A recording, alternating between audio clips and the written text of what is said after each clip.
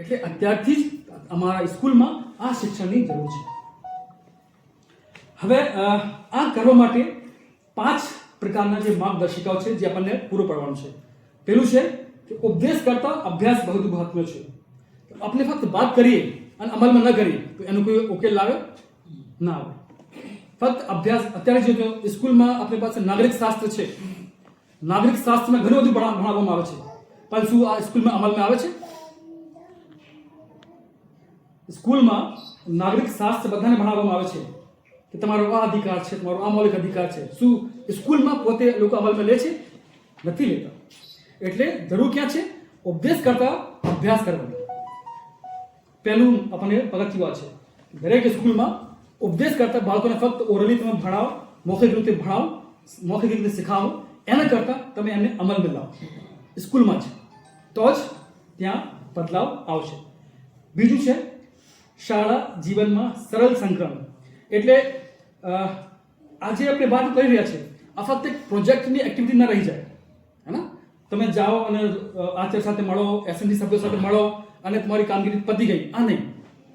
આ સ્કૂલના દૈનિક જે કામગીરી છે એમાં આ દેખાવું જોઈએ. સ્પષ્ટ છે? આ ફક્ત પ્રોજેક્ટની એક્ટિવિટી નથી. સ્કૂલના દૈનિક ડેલી લાઈફમાં રોજમર્રાના જે જીવન છે એમાં આ વસ્તુ મળવી જોઈએ, તો જ તમારો જે પ્રોજેક્ટનો હેતુ છે આ સફળ થશે. બીજું કે આ જે આખી પ્રક્રિયા છે એમાં જેટલા પણ હિતધારકો છે, હિતધારકો એટલે કે બાળકો પણ છે, શિક્ષકો પણ છે, વાલીઓ પણ છે, એસએમસી સભ્યો પણ છે, આ બધા હિતધારકો છે ને, અને સમુદાય પણ છે. બધાનો સાથ સહકાર મળવો જોઈએ. સ્પષ્ટ છે હું શું કહેવાનો છું? હું એકલા એસએમસી સભ્ય એકલા જ કામ કરવા જાય તો કોઈ સફળતા મળે? આપણા જે કાર્યકર્તાઓ છે આ એકલા જ કામ કરતા હોય તો એને સફળતા મળી હોય નહીં. જ્યાં સુધી તમે શાળાના શિક્ષકો છે, એસએમસી સભ્યો છે, વાલીઓ છે અને કાર્યકર્તાઓ છે, આ બધા જે હિતધારકો છે એક સાથે એક મંચ ઉપર નહીં આવે, એકબીજાને સાથ સહકાર નહીં આપશે તો તમને સફળતા મળશે નહીં. એટલે એકબીજાના સાથ સહકાર અગત્યનો છે. બીજું એક છે શોર્ટ ટર્મ ઇમ્પેક્ટ, એક છે લોંગ ટર્મ કમિટમેન્ટ. હે ને? એમાં લખ્યું છે દીર્ઘકાલીન પ્રતિબદ્ધતા એટલે કમિટમેન્ટ.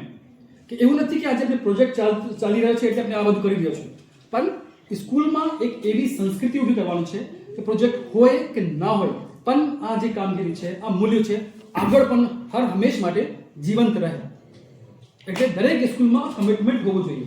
એની જે સંસ્કૃતિમાં આવવું જોઈએ કે આપણે બંધારણીય મૂલ્યોને કેવી રીતે આપણે દરેક બાબતમાં લાગુ કરવાનું છે, તો કહેવાય છે લોંગ ટર્મ કમિટમેન્ટ. એટલે આજની વાત નથી, શોર્ટ 6 મહિનાની વાત નથી, 1 વર્ષની વાત નથી, પણ જ્યારે પણ સ્કૂલ ચાલતું રહેશે ત્યાં જ સુધી આ બધું ચાલવાનું રહેશે. પછી નિયમિત આત્મમૂલ્યાંકન કે અમે જે કરી રહ્યા છીએ આ કેટલું સુધી પહોંચી રહ્યા છે. શું અમારી કામગીરી અસરકારક છે કે નથી? અમારી કામગીરીથી કોઈ સફળતા મળી રહી છે કે નથી? અમારે કોઈ કામગીરી બદલવાની જરૂર છે. એટલે સ્વમૂલ્યાંકન પણ જરૂર છે. એટલે આ 5 પગથિયાઓ છે જેની ઉપર આપણે કામ કરીશું તો ખરેખર શાળામાં બદલાવ આવી શકશે. હવે એમાં 4 મુખ્ય ગવર્મેન્ટ કામ છે જે આપણે કરવાનું છે અલગ અલગ વસ્તુ માટે. પહેલું છે કાળજીસભર, સહકારપૂર્ણ અને સર્વસમાવેશ શાળા સંસ્કૃતિનું નિર્માણ.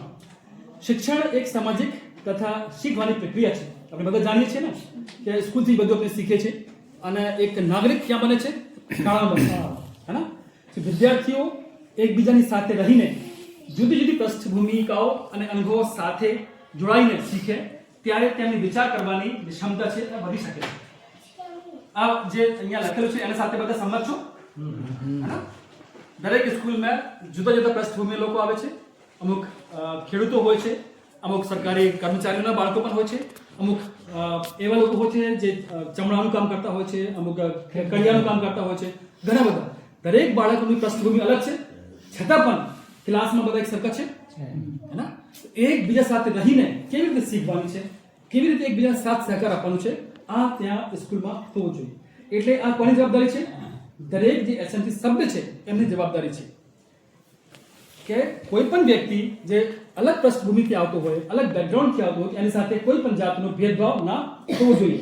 કે ના તમારા પપ્પા તો ચમડાનું કામ કરે છે, તમારા પપ્પા કડિયા કામ કરે છે એટલે તમારી સાથે કામ નહીં કરવું. તો આ જે દેખરેખ છે કે આ જે સ્નેહ છે આ બધું સ્કૂલથી આવવું જોઈએ. પછી ઇન્ક્લુઝિવ જે વાત છે, સમાવેશક શાળા વાતાવરણ, વિદ્યાર્થીઓને ટીમમાં કામ કરવું, જુદા અભિપ્રાયો સાંભળવા, પોતાના અભિપ્રાય રજૂ કરવા તથા પરિસ્થિતિ પ્રમાણે લચીલાપણે શીખવાડે છે. એટલે સ્કૂલ એક એવી જગ્યા છે જ્યાં વિદ્યાર્થીઓને કે બાળકોને ટીમ પર કામ કરવાનું ને ટીમ વર્ક શીખવાડે છે. જે હું વાત કરું છું ને, જુદી જુદી પૃષ્ઠભૂમિથી આવો છો તો પણ જે સ્કૂલના જે ટીચર છે, જે શિક્ષક છે, એવી રીતે ટીમનું ગઠન કરે કે અલગ અલગ પૃષ્ઠભૂમિ લોકો એક ટીમને આવે અને પછી બધા લોકો ભેગા મળીને કોઈ કામ કરે. એટલે એમાં શું ઊભું થશે? ટીમ વર્ક ઊભું થશે. ટીમ સાથે કામ કરવાની એક પ્રવૃત્તિ ઊભી થશે. એવી રીતે અત્યારે મેં વાત કરી કે જે 100માંથી 99 લોકો એક વસ્તુ કહેતા હોય અને એક વ્યક્તિ બીજા વસ્તુ કહેતા હોય, તો જે એક વ્યક્તિ જે જુદી રીતે વાત કરી રહ્યા છે એમને પણ તમે સાંભળો. એટલે જુદા જુદા અભિપ્રાય પણ સાંભળવાની જે સંસ્કૃતિ છે ત્યાં વિકસશે. સ્કૂલમાં જ આ શીખવાડવામાં આવે કે તમે પૃષ્ઠભૂમિ તમારી જુદી છે એટલે તમારો અભિપ્રાય પણ અલગ હશે. જે ગરીબ વ્યક્તિ છે એમનો જે દ્રષ્ટિ છે અલગ હશે. જે થોડી સદ્ધર પરિવારથી આવતા હશે એની દૃષ્ટિથી અલગ હશે. પણ જે મોટા ફેમિલીથી આવતા હશે આ બાળકની વિચારવાની સ્થિતિ અલગ હશે. એટલે અલગ અલગ અભિપ્રાયોને સંભાળવાનું પણ ત્યાં શીખવાડવામાં આવે છે. ક્યાં? સ્કૂલમાં જ. અને આ કોણ કરી શકે છે? શિક્ષક. આ કહેવાનો અર્થ આ છે કે એવા ઘણી બધી વસ્તુઓ છે જે તમે સ્કૂલમાં કરી શકશો. અને આ બધું કોને પ્રોત્સાહિત કરે છે? સમાવેશીપણને, ઇન્ક્લુસિવનેસને બતાવે છે. બંધારણની મૂલ્યોને ઘડતર કરે છે કે તમે એકબીજાના અભિપ્રાયને સાંભળો, એકબીજાના અભિપ્રાયોને સન્માન કરો, એકબીજાના અભિપ્રાયને તમે આવરી લેવામાં આવે. કદાચ હું તમારી સાથે સંમત ના હોઉં તો પણ હું તમે એક્સેપ્ટ કરવા માટે તૈયાર રહું. એવું કહેવાય. અને કહેવાય લચીલાપણું. લચીલાપણું એટલો કે હું કહું છું ના, હું તો આ મીટિંગ આવીશું તો હું તો બસ ખુરશી પર જ બેસીશું, ના મારે જમવામાં આ જ વસ્તુ જોઈએ, મારે તો જમવામાં મારે તો પ્લેટમાં જ ખાઈશું. આ શું કહેવાય? આ કહેવાય જડતા, દ્રઢતા. પણ જે સ્કૂલમાં જે ટીચર સારો હશે, સ્કૂલમાં જે એસએમસી સભ્ય સારું બનશે તો તમે આ પણ શીખવાડી શકો કે તમે લચીલા પણ રાખો. કોઈ પણ વસ્તુ માટે તમે દ્રઢ નહીં બનવાનું. સ્થિતિ પ્રમાણે તમે આપણે પોતાને બદલી શકો છો. આ પણ સ્કૂલમાં શીખવવાની જરૂર છે. તમે અત્યારેથી તમે બાળકને શીખવાડશો તો આ હિંસક ક્યારે બનશે નહીં. આ જે હું તમને કહું છું એની પાછળ રીત શું છે કે જે બાળક આ બધું શીખશે તો આગળ ભવિષ્યમાં આ વ્યક્તિ ક્યારે હિંસક બનશે નહીં. કેમ? કેમ કે એમના મનમાં અભિપ્રાયને સ્વીકારવાની ધગશ છે, એમના મનમાં લચીલાપન છે. આ જડ નથી એટલે કોઈને મારશે નહીં, કોઈ સાથે હિંસા કરશે નહીં, કોઈ સાથે ભેદભાવ કરશે નહીં. શું આ ક્યાં શીખવાડવામાં આવે છે? શાળામાં. બહેનો તમે સાંભળો છો મારી વાત કે આપણી ભૂમિકા કેટલી ઇમ્પોર્ટન્ટ છે અને આપણે કેવા કેવા બદલાવ પણ લાવી શકાય. આ બહુ નાના નાના પગથિયા છે. હવે કોઈ બહુ મોટી વસ્તુ નથી જે આપણે નહીં કરી શકાય. બહુ નાના નાના વસ્તુઓ છે જે આપણે કરી શકાય.